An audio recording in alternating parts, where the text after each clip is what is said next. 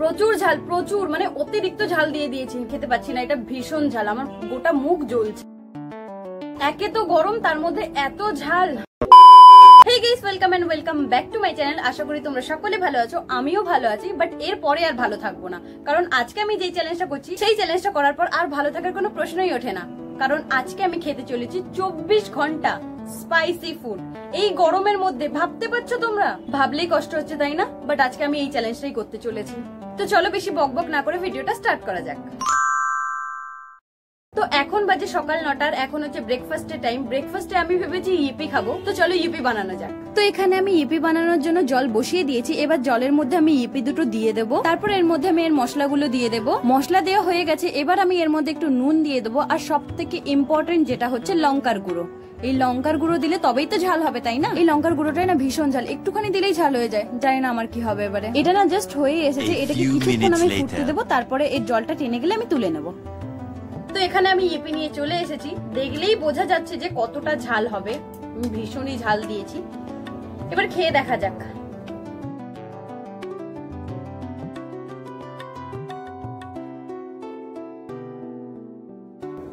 প্রচুর ঝাল, প্রচুর মানে অতিরিক্ত ঝাল দিয়ে দিয়েছি।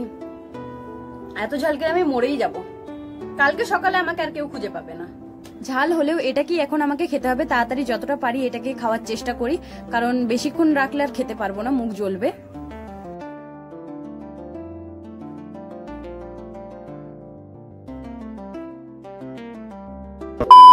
সকালের জন্য এইটুকুই ঠিক আছে, এর থেকে বেশি আমি আর খেতে পাচ্ছি না। এটা ভীষণ ঝাল, আমার গোটা মুখ জ্বলছে। সকালের ম্যাগিটা খেয়েই তো আমার মাথা ঘুরিয়ে গেছে, বাট এখন আমাকে দুপুরের খাওয়ার কথা ভাবতে হবে। তো চলো দুপুরের খাবারটা বানানো যাক।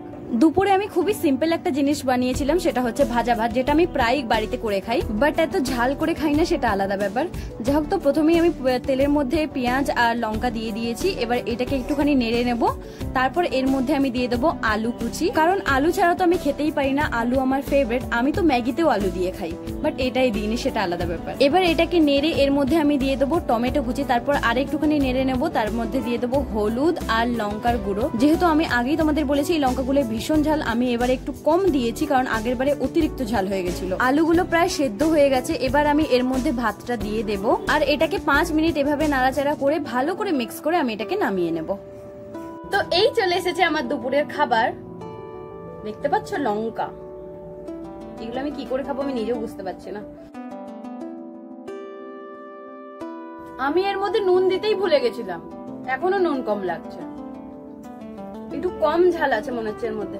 নুনটাই একটু কম ছিল এর মধ্যে, ঝালটা অতটাও লাগেনি, মোটামুটি ঠিকঠাকই আছে, কারণ সকালবেলা যে ম্যাগিটা খেয়েছি সেটাই তো ভীষণ ঝাল ছিল। দুপুরের খাবার তো আমার কমপ্লিট হয়ে গেছে, এবার তোমাদের সঙ্গে আমার দেখা হচ্ছে সন্ধ্যেবেলা।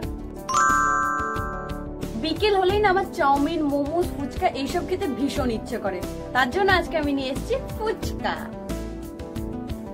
এই হচ্ছে আমাদের ফুচকা, আর এটা ভীষণ ঝাল করে আলু ভাতে মাখানো।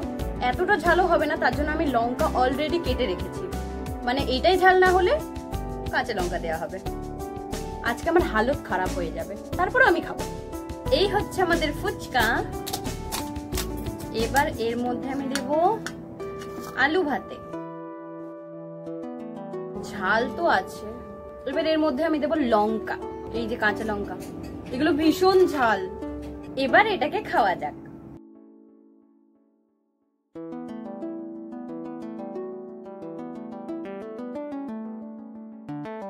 একে তো গরম, তার মধ্যে এত ঝাল, আমার জীবন এখানেই শেষ। এটাকেও আমি সেম ভাবে খাবো, সেম প্রসেস। ঝাল লাগছে বাট খেতে ছাড়ছি না। দ্বিতীয় ফুচকাটা খাওয়ার সময় আমার সাথে যত রাজ্যের গন্ডগোল হয়ে গেল, কারণ ফুচকাটা আমার মাথায় উঠে গেছে, আর ঝাল এত লাগছে মানে মাথা যেন জ্বলে যাচ্ছে, মাথা জ্বলছে, প্লাস আমার বুকের মধ্যেও জ্বালা জ্বালা করছিল।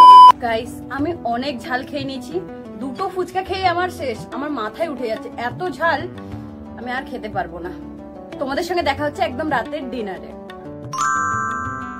ডিনারে আমি খুবই সিম্পল জিনিস রাখার চেষ্টা করেছি। আমি ভেবেছি আলুর পরোটা খাওয়াই যেতে পারে, বাট ঝাল আলুর পরোটা। তো চলো বানানো যাক। তো এখানে আমি ঝাল আলুর পরোটা বানানোর জন্য আলু সেদ্ধ আর লঙ্কা কুচি নিয়ে নিয়েছি। এবার এর মধ্যে আমি দিয়ে দিয়েছি লঙ্কার গুঁড়ো আর এটা হচ্ছে ভাজা মশলা। এবার এই সব জিনিসগুলো আমি ভালো করে মাখিয়ে নেব। এখানে আমার আলু ভাতে মাখানো একদম রেডি হয়ে গেছে আর আমার মা অলরেডি আমাকে এই ময়দাটা মাখিয়ে দিয়েছিল। এবার ময়দার পুরের মধ্যে আমি আলু ভাতেটা ভরে দেব, তারপরে এটাকে বেলে নেব। আমি কখনোই ঠিকঠাক করে গোল ভাবে কোনো রুটি বেলতে পারি না, বাট এইবারে কেন জানি না খুব ভালোভাবে গোল হয়েছে। আমি একটাই করেছিলাম, বাকিগুলো আমার মা করে দিয়েছিল। যা হোক, বেলা তো হয়ে গেছে, এবার শুধু এগুলোকে ভেজে নিতে হবে। কড়াইয়ের মধ্যে তেল দিয়ে দিয়েছি আর আমি পরোটাটা দিয়ে দিয়েছি। এবার এটাকে এপিট ওপিট করে ভালো করে ভেজে নিলে আমার আলুর পরোটা একদম রেডি। তো এখানে রেডি আমার আলুর পরোটা, মানে এটা ঝাল আলুর পরোটা, যেহেতু এটা ঝাল আলু দেয়া আছে। আর এখানে আমি ডিম ভাজাও করেছি, যেখানে শুধু লঙ্কা, তোমরা দেখতেই পাচ্ছ, শুধু লঙ্কা দিয়ে ডিম ভাজা। মানে ডিমের ভেতরে লঙ্কা আছে না লঙ্কার ভেতরে ডিম আছে, এটা ভাবা মুশকিল। ঝাল আছে বাট একটু কম লাগছে। এই দেখো লঙ্কা, আমি চেষ্টা করছিলাম লঙ্কাগুলোকে না চিবিয়ে গিলে গিলে খাওয়ার জন্য, বাট আমার গলায় আটকে গেল। বাট তবুও আমি এটাকে চিবাইনি, অনেক কষ্ট করে গিলে নিয়েছি। ঝালের ভয়ে না আমি চিবাইনি, তবু ওই পরোটার মধ্যে যথেষ্ট ঝাল আছে। এত ঝাল আমি খেতে পারবো না। আর সকাল থেকে আমি এত কিছু খেয়ে নিয়েছি যে এই দুটো পরোটা আমার পক্ষে খাওয়া ইম্পসিবল। আমি তো হাফটাই খেতে পারবো, এর থেকে বেশি খাওয়া আমার পক্ষে পসিবল না। আমার পেটও ভর্তি আছে আর পেটের মধ্যে যেন জ্বালা জ্বালা জ্বালা জ্বালা করছে। জানি না কাল সকালে আমার অবস্থা কি হবে। সো গাইস, ভিডিও এখানে শেষ। দেখা হচ্ছে নেক্সট ভিডিওতে। নেক্সট আমি কি ভিডিও করবো সেটা অবশ্যই জানিও। Bye bye.